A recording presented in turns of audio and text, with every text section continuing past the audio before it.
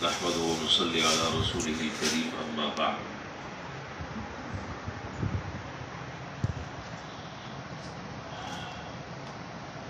مختلف احادیث میں بہت سارے ایسے اعمال کا تذکرہ ملتا ہے کہ جن اعمال میں محنت اور مشقت تو بہت کم اٹھانی پڑتی ہے، لیکن ثواب اور اجر کے اعتبار سے وہ عمل بہت زیادہ اہم ہوتے ہیں۔ یہ ہر انسان کی فطرت اور طبیعت ہے۔ بڑے سے بڑا کاروباری آدمی یہ سوچتا ہے کہ کوئی ایسا کام کیا جائے کہ جس میں پیسہ کم لگے، نفع زیادہ ہو۔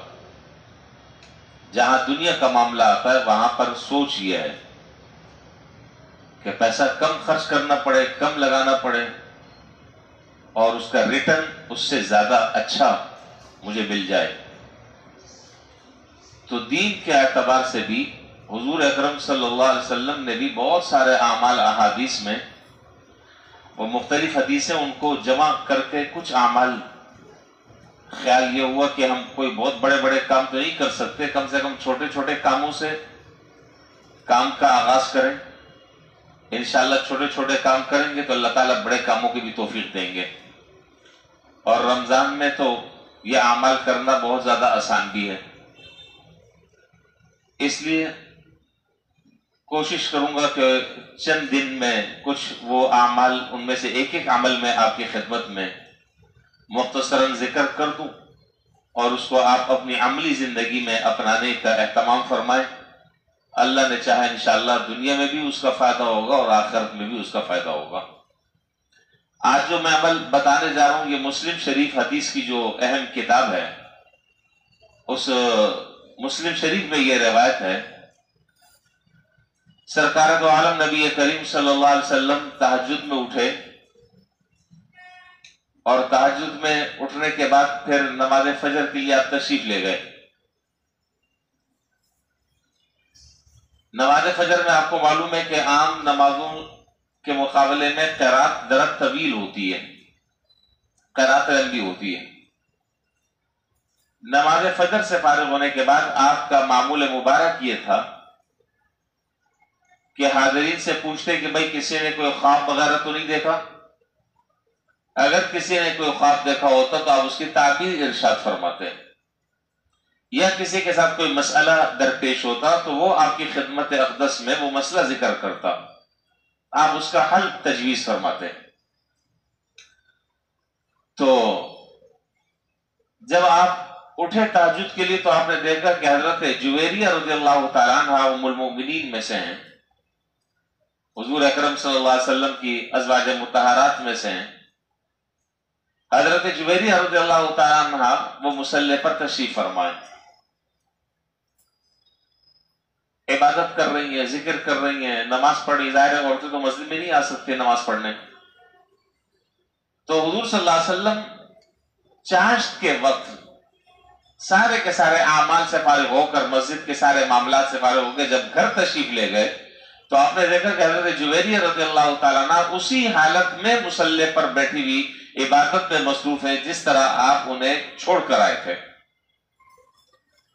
تو آج آپ سمجھ رہے کہ چاشت کا وقت یوں سمجھ لیں کہ 9 ساڑھے 9 بجے کا ٹائم، تو کہاں وہ تہجد کا وقت اور کہاں 9 ساڑھے 9 بجے کا وقت، کتنے درمیان میں گھنٹے گزر گئے، اور وہ اسی طریقے سے عبادت میں، اللہ تعالیٰ کے ذکر میں، اللہ تعالیٰ کی یاد میں، دعاؤں میں، تسبیحات میں وہ مشغول تھے۔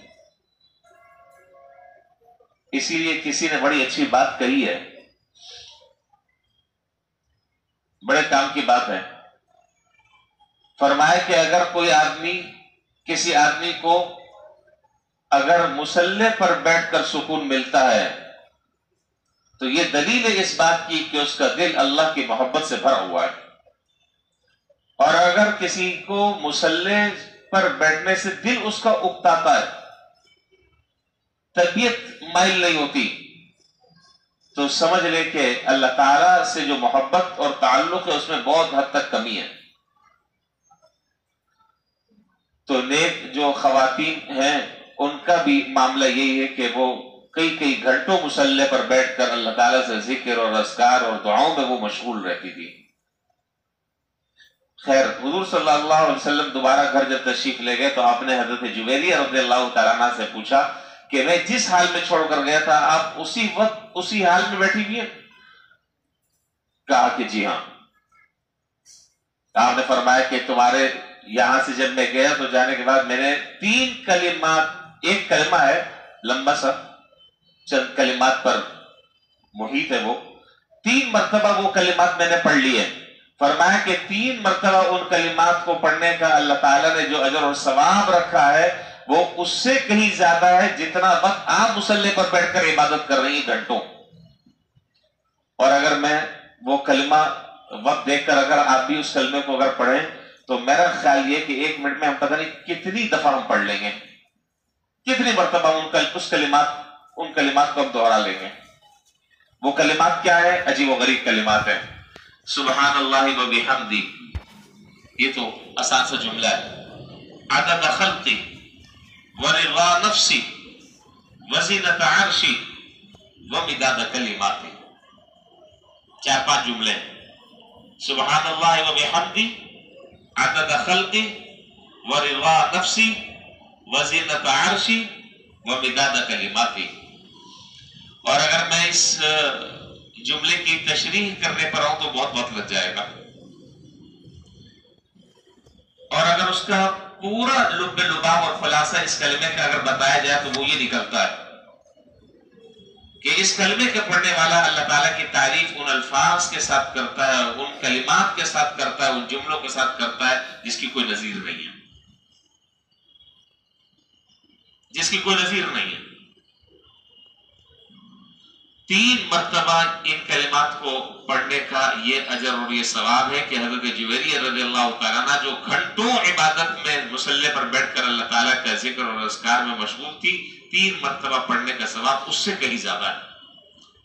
اب آپ مجھے بتائیں کہ اگر کوئی آدمی صبح کو ایک تسبیح پڑھ لے 100 مرتبہ اور شام کو ایک تسبیح 100 دفعہ پڑھ لے تو آپ ذرا حساب لگا سکتے ہیں؟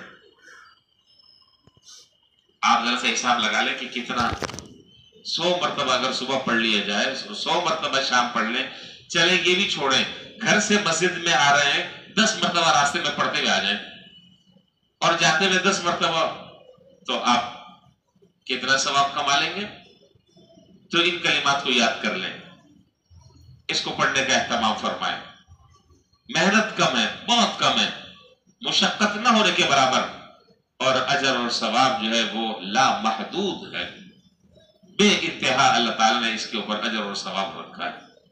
سبحان اللہ و بحمدہ عدد خلقہ ورضا نفسی وزینت عرشی ومداد کلماتی. بہت سارے لوگوں کو یاد بھی ہوگا، ہر سال میں بتایا کرتا ہوں. اللہ تعالیٰ ہم سب کو اس کے پڑھنے کی توفیق عطا فرمائے. جتنا وقت ہم اپنا ضائع کرتے ہیں اگر ان اوقات میں اس تسبیح کو اگر پڑھ لیا جائے تو دنیا اور آخرت میں ہم اپنے لیے بہت ساری نیکیوں کا ذخیرہ کر لیں اور بہت سارے ثواب کو ہم جمع کر لیں. اللہ تعالیٰ ہم سب کو اس پر عمل کرنے کی توفیق عطا فرمائے. وآخر دعوانا الحمدللہ رب العالمین.